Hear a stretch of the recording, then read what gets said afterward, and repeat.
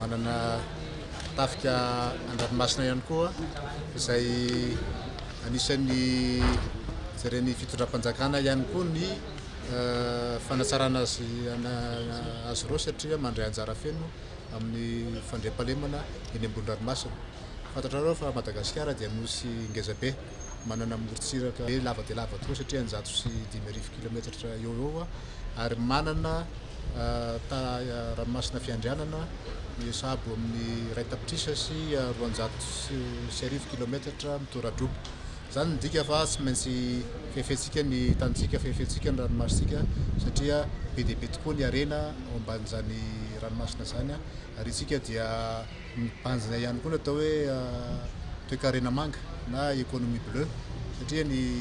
fiarikarenantsika nge dia azosika jerevana koa ny fari-dranomasina ary noho izany indrindra dia akasitrahana ireo tatsambontsika izay nomentsika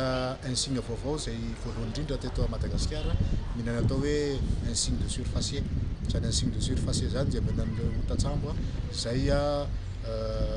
navita mihoatra ny 100 andro eny ambony ranomasina. Misy ny sasany tao misy 10 andro mahery, zany hoe 3 taona mahery fiainana izy zany teny ambony ranomasina foana. Mitovy amin'ilay hoe brevet de parachutiste raha ohatra ka ireo mpilatsaka ny olon'aina dia nizarana an'izany insigne de surfacier ireny koa zany ho fankasitrahana azy ireo no manamboninahitra amin'ny tafika an-dranomasina.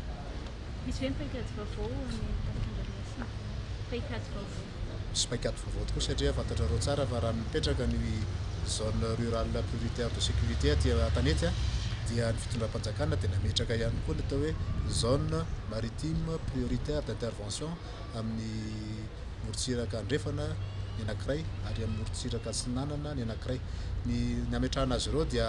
ahafahan'ireo sambontsika zany ireo sambo ny tafika an-dranomasina mijery an'ireo olona izay mety manondrana fananantsika toy ny hazo bois précieux zany, ny andramena zany. Mijery ihany koa an'ireo mpangalatra tsokosoko an'ireo hazan-drano any amin'ny toerana ranomasina fiandrianantsika izay mety manabotra an'ireo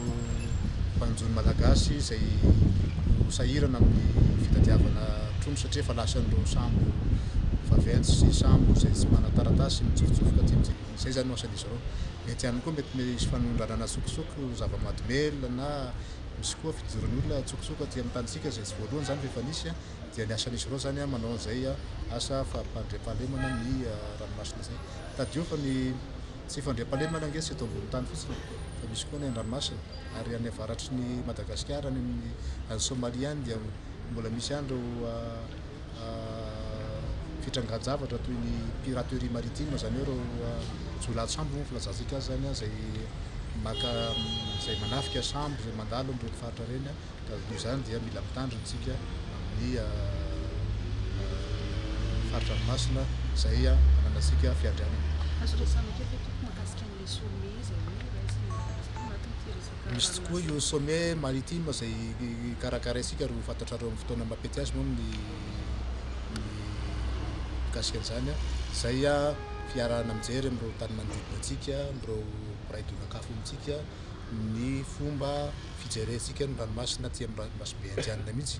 izay isika moa zany dia tafiditra anaty izay satria fantatrareo tsara fa misy ny atao hoe fivondronan'ny tany mikambana amin'ny ranomasimbe indianina toy ny COI, toy ny IORA,